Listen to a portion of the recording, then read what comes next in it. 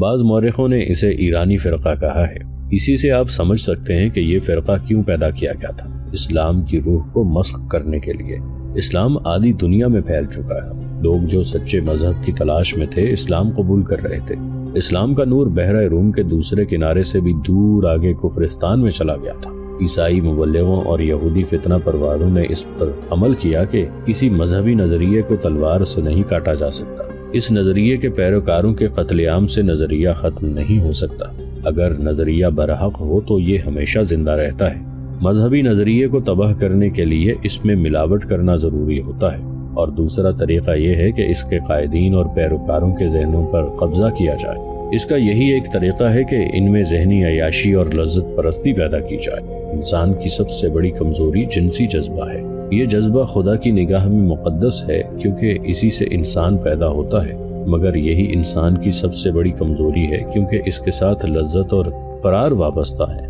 ہمارے دشمنوں نے اسلام کو جب بھی نقصان پہنچایا ہے، ہماری قوم کے اسی جذبے کو مشتعل کرنے کے سامان مہیا کیے ہیں، جن میں دولت اور عورت سر فہرست ہیں۔ عیسائیوں اور یہودیوں نے عبداللہ اور میمون کو زر و جواہرات اور اپنی دلکش بیٹیوں کے ذریعے اپنا غلام بنا لیا اور ان کے ہاتھوں کرامتی فرقے کی بنیاد رکھوائی، اور اسے سچا اسلام کہہ کر بظاہر مذہب پر حملہ نہ کیا۔ مذہب کے اصولوں میں رد و بدل کر کے کہا کہ اصول ہیں، اور یہی اصل اصول ہیں جنہیں دوسرے فرقے بدلتے رہے تھے۔ اس فرقے نے مسلمان عورتوں کو بے حجابی کی اجازت دی اور مردوں سے کہا کہ کوئی بھی حرکت گناہ نہیں ہے، جہنم اور جنت عالموں کے ذہن کی تخلیق ہیں۔ انسان کا حق ہے کہ وہ اسی دنیا کو اپنے لیے جنت بنا لے۔ انسان کی یہ فطری کمزوری ہے کہ نیکی کی طرف آہستہ آہستہ بڑھتا ہے اور کبھی پیچھے بھی ہٹاتا ہے، لیکن بدی کی طرف لپکتا ہے۔ کرامتی فرقہ پھیلنے پھولنے لگا۔ تھوڑی سی مدت میں اس کی طاقت اتنی بڑھ گئی کہ انہوں نے 290 ہجری میں شام کے مسلمانوں کو پہلے ذہنی پھر جسمانی طور پر تباہ کیا، پھر باقاعدہ حملہ کر کے ان کے گھر تباہ کر دیے اور قتل عام بھی کیا۔ 311 ہجری میں انہوں نے 2 شہروں کوفہ اور بصرہ کو لوٹا اور یہ شہر اجاڑ دیے۔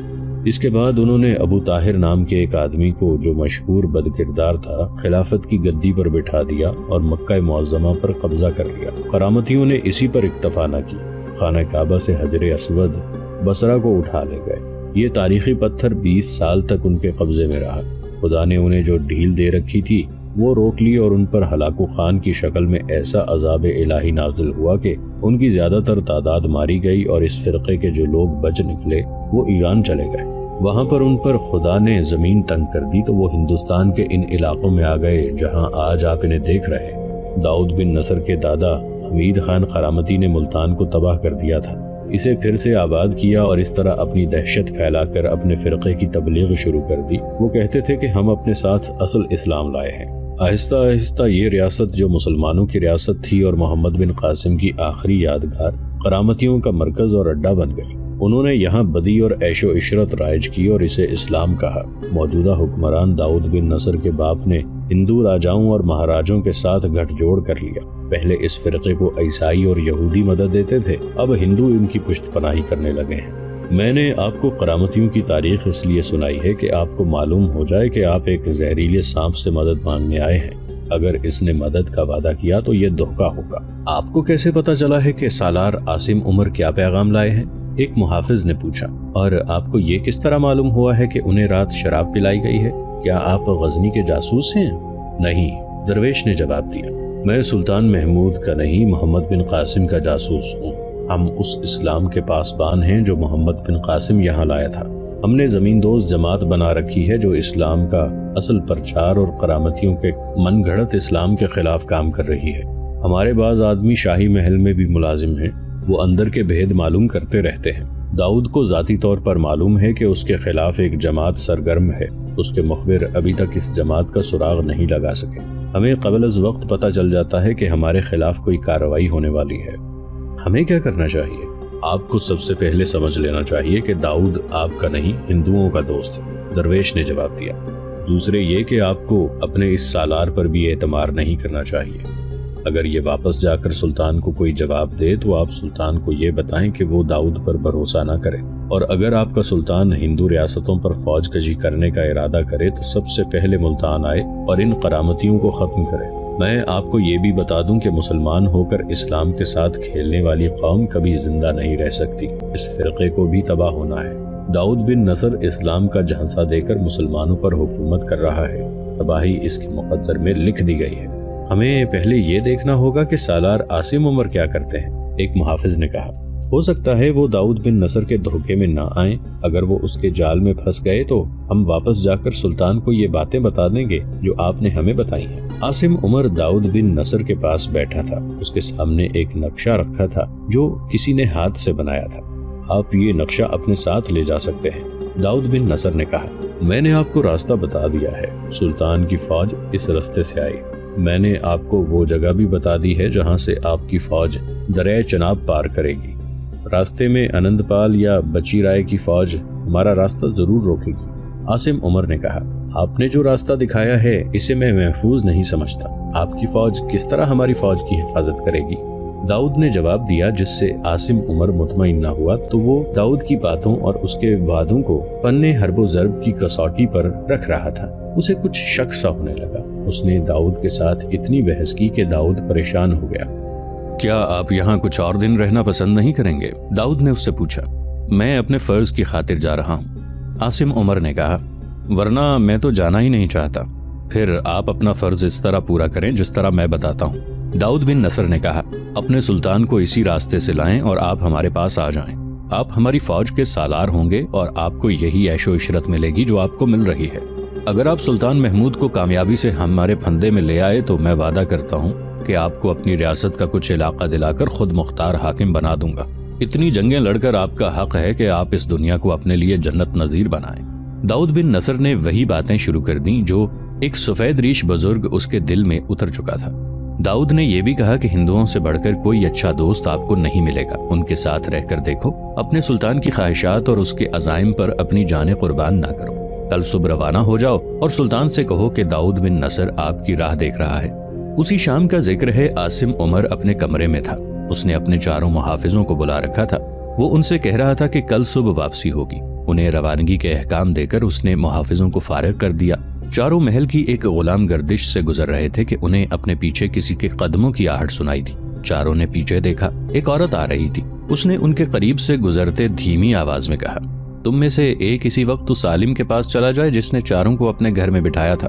یہ کہہ کر وہ آگے نکل گئی۔ ان میں سے ایک محافظ محل سے نکل گیا اور درویش کے دروازے پر جا کر دستک دی۔ دروازہ درویش نے کھولا اور وہ محافظ کو اندر لے گیا۔ عاصم عمر کرامتیوں کے خوبصورت پھندے میں آ گیا ہے، درویش نے کہا۔ اس نے داؤد کے ساتھ سودا طے کر لیا ہے، نقشہ اس کے پاس ہے، آپ لوگ کل صبح روانہ ہو رہے ہیں۔ عاصم عمر یہ نقشہ سلطان محمود کو دکھائے گا اور اس پر اسے ایک راستہ دکھائے گا۔ تم سلطان سے کہنا کہ وہ اس راستے سے نہ آئے، اسے یہ کہنا کہ جنہیں آپ اپنا مسلمان بھائی سمجھتے ہیں وہ ہندوؤں سے زیادہ خطرناک ہیں۔ جاؤ، زیادہ دیر یہاں نہ رکو۔ وہ کون تھی جس نے ہمیں پیغام دیا تھا کہ ہم میں سے کوئی آپ سے ملے؟ محافظ نے پوچھا۔ وہ ایک مظلوم عورت ہے، درویش نے جواب دیا۔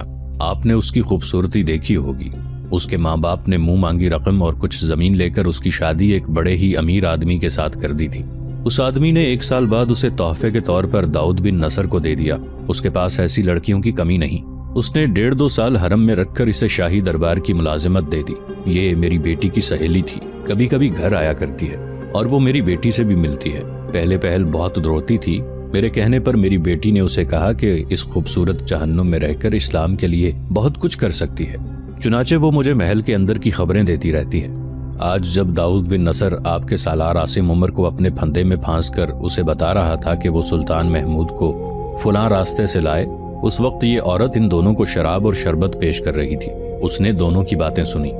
اسے جو ہی وہاں سے چھٹی ملی وہ میرے گھر آ گئی اور ساری بات سنا گئی۔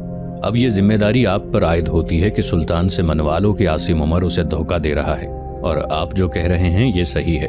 یہ عورت آپ کے پاس آتی رہتی ہے، محافظ نے کہا۔ اسے محل سے نکلنے کی اجازت مل جاتی ہے۔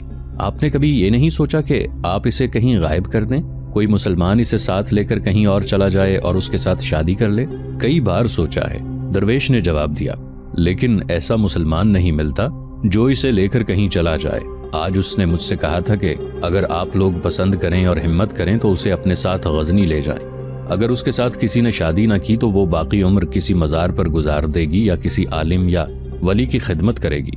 ہم اسے اپنے ساتھ لے جا سکتے ہیں، محافظ نے کہا، لیکن اسے سب کے سامنے لے جانا ناممکن ہے۔ ایک صورت یہ ہے کہ کوئی اسے شہر سے دور ہمارے راستے میں کہیں پہنچا دے۔ ہمارے لیے دوسری مشکل یہ ہے کہ سالار عاصم عمر شاید ہمیں لڑکی کو ساتھ نہ لے جانے دے۔ اسے ہم سنبھال لیں گے۔ اگلے روز طلوع آفتاب سے بہت پہلے سالار عاصم عمر اپنے 4 محافظوں کے ساتھ روانہ ہوا۔ ان کے ساتھ اب ایک اونٹ بھی تھا جو داؤد بن نصر کے دیے ہوئے تحفوں سے لدا ہوا تھا۔ ایک محافظ کی برچی کے ساتھ چھوٹا سا سفید جھنڈا بندھا تھا جو اس نے بلند کر رکھا تھا۔ اس کا مطلب یہ تھا کہ ہم دوست ہیں۔ قافلہ شہر سے دور نکل گیا، دریا بھی پار کر لیا گیا۔ سالار عاصم عمر جب ملتان کی طرف آ رہا تھا تو محافظوں کے ساتھ دوستوں کی طرح باتیں کرتا آیا تھا، مگر اب وہ خاموشی سے آگے آگے جا رہا تھا۔ اس کی گردن بادشاہوں کی طرح تنی ہوئی تھی۔ وہ محافظوں کے ساتھ کوئی بات کرتا بھی تو یہ کوئی حکم ہوتا تھا یا کوئی ہدایت۔ سورج غروب ہونے کو تھا جب یہ لوگ ایک جنگل سے گزر رہے تھے۔ ایک محافظ نے اپنے ساتھیوں کو ایک طرف اشارہ کیا۔ سب نے دیکھا گھنی جھاڑیوں میں 4 آنکھیں اور 2 چہروں کے ذرا ذرا سے حصے نظر آ رہے تھے۔ عاصم عمر آگے نکل گیا تھا۔ محافظوں نے آنکھوں ہی آنکھوں میں اس منصوبے پر عمل کرنے کا فیصلہ کر لیا جو انہوں نے گزشتہ رات تیار کیا تھا۔ اس کے مطابق ایک محافظ نے اپنا گھوڑا روک لیا اور گھوڑے کو آہستہ آہستہ گھنی جھاڑیوں اور اونچی گھاس میں لے گیا۔ وہی جوان عورت جس نے انہیں درویش کے گھر جانے کا پیغام دیا تھا اس کے سامنے آن کھڑی ہوئی۔ اس کے ساتھ ایک آدمی بھی تھا۔ اس نے عورت اس محافظ کے حوالے کی اور خاموشی سے چلا گیا۔ محافظ عورت کو ساتھ لیے وہیں چھپ کر بیٹھ گیا۔ وہ دونوں سوائے مسکرانے کے ایک دوسرے کی زبان نہیں سمجھتے تھے۔ عورت اسے اشاروں کی زبان میں کہہ رہی تھی کہ چلیں، مگر محافظ اسے بیٹھنے اور چھپے رہنے کا اشارہ کر رہا تھا۔ سورج غروب ہو گیا۔ عاصم عمر نے پڑاؤ کا حکم دیا۔ ایک محافظ غائب تھا۔ اس نے دوسروں سے پوچھا تو تینوں محافظ حیران بھی ہوئے اور کھسیانے بھی۔ انہوں نے بتایا کہ وہ پیچھے پیچھے آ رہا تھا اور اب انہیں پتا چلا ہے کہ وہ ہمارے ساتھ نہیں ہے۔ عاصم عمر آگ بگولا ہو گیا۔ وہ تینوں پر خوب برسا۔ وہ واپس ملتان چلا گیا ہے، ایک محافظ نے کہا۔ اس نے ہمیں کہا تھا کہ ملتان اسے اتنا پسند آیا ہے کہ وہ یہاں سے جانا نہیں چاہتا۔ ہم اسے مذاق سمجھتے رہے۔ وہ کسی بازاری رقاصہ کو دل دے بیٹھا ہے، دوسرے نے کہا۔ اسے تلاش کرنا بیکار ہے۔ عاصم عمر نے بہت سوچا اور بولا، ہاں، تلاش اور تعاقب بیکار ہے۔ بہتر یہی ہے کہ اسے ذلیل و خوار ہونے کے لیے وہیں جانے دیا جائے جہاں وہ گیا ہے۔ اس نے ایک اتنے اہم محافظ کی گمشدگی کو ذہن سے اتار دیا۔ اس کی وجہ یہ تھی کہ اس کا اپنا ذہن ملتان میں داؤد بن نصر کے محل میں ہی رہ گیا تھا۔ وہ جسمانی طور پر وہاں سے آ گیا تھا، ذہنی طور پر وہ وہیں تھا۔ ایک محافظ تو معمولی سا آدمی تھا، اس کی نظروں میں سلطان محمود کی بھی کوئی اہمیت نہیں رہی تھی۔ یہ تو اس کے وہم و گمان میں بھی نہیں آ سکتا تھا کہ جب وہ اپنے 3 محافظوں کے ساتھ سویا ہوا ہوگا، اس کا گمشدہ محافظ ایک عورت کے ساتھ دور آگے جا چکا ہوگا۔ سلطان محمود غزنوی پشاور میں اپنے ایلچی سالار عاصم عمر کا انتظار بے تابی سے کر رہا تھا۔ دن پہ دن گزرتے جا رہے تھے۔ سلطان محمود نے کئی بار اس خطرے کا اظہار کیا کہ عاصم عمر اپنے محافظوں سمیت مارا گیا ہے یا ہندوؤں کے کسی قید خانے میں پہنچا دیا گیا ہوگا۔ اس نے اپنے سالاروں سے کہہ دیا تھا کہ عاصم عمر اور اس کے محافظوں کو ہندوؤں نے قید میں ڈالا تو وہ ان کی ریاستوں کی اینٹ سے اینٹ بجا دے گا اور وہاں اسی ہندو کو زندہ رہنے کا حق دے گا جو اسلام قبول کرے گا۔ ایک روز اسے اطلاع دی گئی کہ سالار عاصم عمر کا ایک محافظ ہندوستان کی بڑی حسین عورت کے ساتھ آیا ہے اور سفر، بھوک، پیاس، شب بیداریوں اور گرد سے اس کی حالت بہت بری ہے۔ انہیں فوراً اندر بھیجو۔ سلطان محمود نے گھبرا کر کہا، کوئی حادثہ ہو گیا ہے۔ محافظ اندر آیا تو اس کا منہ کھلا ہوا تھا، آنکھیں اندر کو دھس گئی تھیں اور اس کی سانسیں اکھڑی ہوئی تھیں۔ عورت کی حالت بھی ایسی ہی تھی۔ سلطان محمود کے حکم پر دونوں کو پانی پلایا گیا۔ سلطان عالی مقام، محافظ نے کہا، ہم راستے میں ذرا سی دیر کے لیے اس لیے رکے رہے کہ گھوڑا آرام کرے۔ ہمیں آپ کے حضور سالار عاصم عمر سے پہلے پہنچنا تھا۔ وہ شاید ابھی نہیں پہنچا۔ وہ آپ کے پیغام کا جواب لا رہا ہے جو کہ سراسر فریب ہے۔ ملتان کا حکمران داؤد بن نصر ہندوؤں سے بڑھ کر آپ کا دشمن ہے۔ بجی رائے اور انند پال نے اسے اپنا اتحادی بنا رکھا ہے۔ انہوں نے آپ کو مروانے اور ہماری فوج سے ہتھیار ڈلوانے کا کام داؤد بن نصر کے سپرد کیا ہے۔ اس کرامتی نے عاصم عمر کو ایک نقشہ دیا ہے جس پر وہ راستہ دکھایا گیا ہے جس سے آپ اپنی فوج ملتان لے جائیں گے۔ ہندو مہاراجوں نے آپ کے لیے ایک پھندا تیار کیا ہے۔ کیا عاصم عمر اور داؤد بن نصر کی نیت کا پتہ چلا ہے؟ سلطان محمود نے پوچھا۔ عاصم عمر اپنا ایمان فروخت کر کے آ رہا ہے۔ محافظ نے سلطان محمود کو بتایا کہ عاصم پر کیسے طلسم طاری کیے گئے ہیں اور وہ اب ہمارا سالار نہیں، داؤد بن نصر کا آدمی بن گیا ہے۔ اس نے کہا، وہ اس فریب میں برابر کا شریک ہے جو آپ کو دیا جائے گا۔ محافظ نے اس عورت کے متعلق سلطان محمود کو بتایا کہ اسے کس طرح محل میں پہنچایا گیا تھا اور اس نے اپنی روح کو مطمئن کرنے کا کیا ذریعہ اختیار کر لیا تھا۔ ایک ترجمان کے ذریعے عورت نے سلطان محمود کو تفصیل سے بتایا کہ داؤد بن نصر کے محل میں کیا ہوا ہے، وہاں کیسا مذہب رائج ہے اور عاصم عمر کو کس طرح جال میں پھانسا گیا ہے۔ اس نے داؤد اور عاصم عمر کی پوری گفتگو سنائی جو اس نے اپنے کانوں سنی تھی۔ اس عورت کو زنانہ میں بھیج دیا جائے، سلطان محمود نے کہا، اور اس محافظ کو ہمارے مہمان خانے میں رکھا جائے۔ جب عاصم عمر آئے تو اسے پتہ نہ چلنے دیا جائے کہ یہ دونوں اس سے پہلے آ گئے ہیں۔ عاصم عمر 5-6 روز بعد آ گیا اور سیدھا سلطان محمود کے پاس گیا۔ اس نے سلطان کو بتایا کہ داؤد بن نصر نے پیش قیمت تحائف بھیجے ہیں اور کہا ہے کہ وہ سلطان کے انتظار میں بےتاب ہو رہا ہے۔ عاصم عمر نے نقشہ سلطان محمود کے آگے رکھ کر بتایا کہ داؤد بن نصر نے ہماری فوج کے لیے یہ راستہ بتایا ہے، اس کی فوج اس راستے کے دائیں بائیں کے علاقے میں موجود ہوگی۔ عاصم عمر نے کہا کہ داؤد بن نصر ہمارا مخلص دوست ہے، میں نے اپنی فوج ملتان تک لے جانے کا راستہ دیکھ لیا ہے۔ سلطان محمود نے کہا، اب مجھے یہ بتاؤ کہ بجی رائے اور آنند پال کی فوجیں کہاں کہاں ہماری فوج پر شب خون ماریں گی اور گھات کہاں کہاں لگائیں گی؟ عاصم عمر نے حیرت سے سلطان محمود کی طرف دیکھا۔ سلطان محمود نے حکم دیا، ان دونوں کو لے آؤ۔ ذرا سی دیر میں عاصم عمر کا چوتھا محافظ ایک عورت کے ساتھ اس کے سامنے کھڑا تھا۔ اس عورت کو پہچانو، سلطان محمود نے عاصم عمر سے کہا، اور یاد کرو جب تم داؤد کے ساتھ اپنے ایمان کا اور میری جان کا سودا طے کر رہے تھے، یہ عورت تم دونوں کو شراب پلا رہی تھی۔ کیا اپنے گناہ کی ہر ایک تفصیل میری زبان سے سننا چاہتے ہو یا اس عورت کی زبانی؟ کیا یہ بہتر نہیں ہوگا کہ اپنی زبان سے اپنے گناہ کا اعتراف کر لو؟ عاصم عمر اٹھ کھڑا ہوا۔ ایمان فروشی اور گناہوں کے اثرات نے اس کے جسم کی طاقت سلب کر لی۔ اس کا دماغ سوچنے کے قابل نہ رہا۔ اس نے اپنی تلوار نکال لی اور بجلی کی سی تیزی سے اس کی نوک اپنے پیٹ پر رکھی۔ پیشتر اس کے کہ کوئی اس تک پہنچتا، اس نے دونوں ہاتھوں سے تلوار اتنے زور سے اپنے پیٹ میں داخل کر دی کہ اس کی نوک پیٹ سے باہر آ گئی۔ اس کی لاش شہر سے باہر پھینک دو، سلطان محمود نے کہا۔ ایمان فروشوں کو گورو کفن کا حق نہیں ملنا چاہیے۔ عاصم عمر ابھی تڑپ رہا تھا جب اسے اٹھا کر لے گئے۔ سلطان محمود نے اپنے سپہ سالار کو جو وہاں موجود تھا حکم دیا، فوج کو کوچ کے لیے تیار کرو، ہم ملتان پر حملہ کریں گے لیکن ہمیں راستے میں کئی سفر کے مار کے لڑنے پڑیں گے۔ بت پرستوں کے ساتھ ہمیں کرامتیوں کا بھی خاتمہ کرنا ہے۔ عاصم عمر نے اپنی تلوار اپنے پیٹ میں گھونپ کر غداری کے گناہ کی سزا پالی۔ وہ باہر دھوپ میں پڑا تڑپ تڑپ کر مرا۔ کسی کو اجازت نہیں تھی کہ اس کے منہ میں پانی کے 2 قطرے ٹپکا دیتا۔ سلطان محمود غزنوی نے اس کے پسماندگان پر یہ کرم کیا کہ انہیں لاش اٹھا لے جانے کی اجازت دے دی۔ عاصم عمر سلطان کی فوج کے پرانے اور تجربہ کار سالاروں میں سے تھا، مگر نسوانی حسن، شراب اور تھوڑے سے علاقے کی حکمرانی کے لالچ نے بڑے بڑے مضبوط قلعے سر کرنے والے اور لاکھوں کے لشکریوں کو دین و ایمان کی درانتی سے کاٹ پھینکنے والے سالار کی اپنی تلوار اس کے اپنے پیٹ میں اتار دی۔ عاصم عمر کا بیٹا قاسم بن عمر اسی فوج میں ایک جیش کا کماندار تھا۔ وہ خوبرو نوجوان تھا، دلیر تھا اور فن حرب و ضرب کی سوجھ بوجھ بھی رکھتا تھا۔ باپ نے اسے بچپن میں ہی سپاہی بنا دیا تھا۔ اسے جب اطلاع دی گئی کہ اپنے باپ کی لاش لے جائے تو اسے ایک صدمہ تو یہ ہوا کہ اس کا باپ جو نامی گرامی سالار تھا مر گیا ہے، اور دوسرا صدمہ یہ ہوا کہ وہ ملتان گیا تھا اور اسے ہندوؤں نے قتل کیا ہے۔ وہ سمجھا شاید اس کی لاش ملتان سے آئی ہے۔ اسے باپ کی موت کا پیغام دینے والا شخص اپنے ساتھ لے گیا۔ قاسم یہ دیکھ کر حیران رہ گیا کہ اس کے باپ کی لاش باہر دھوپ میں پیٹھ کے بل خون میں ڈوبی پڑی تھی اور اس کے پیٹ میں تلوار اتری ہوئی تھی۔ قریبی عمارت کے برآمدے میں سلطان محمود کی فوج کا سپہ سالار ابو عبداللہ محمد کھڑا تھا۔ ابو عبداللہ وہ سپہ سالار تھا جس کا ذکر تاریخوں میں سلطان محمود غزنوی کے ساتھ آیا ہے۔ قاسم بن عمر کو اپنی باپ کی لاش کے پاس حیران و پریشان کھڑا دیکھ کر ابو عبید اس کے پاس جا کھڑا ہوا۔ اسے اس نوجوان کماندار پر ترس آ رہا تھا۔ وہ قاسم کے قریب گیا اور اس کے کندھے پر ہاتھ رکھ کر اسے اپنی طرف متوجہ کیا۔ تمہیں اور زیادہ حیران ہونا چاہیے تھا، سپہ سالار نے کہا۔ دل سے اپنے باپ کی محبت نکال کر اپنے عقیدے، اپنے مذہب اور اپنے فرض کی محبت پیدا کرو، تاکہ جب سنو کہ تمہارا باپ کس طرح مرا ہے تو تمہیں زیادہ صدمہ نہ ہو۔ خون کی تازگی بتاتی ہے کہ انہیں یہاں اور ابھی ابھی قتل کیا گیا ہے۔ قاسم بن عمر نے کہا، ان کا قصور کیا تھا؟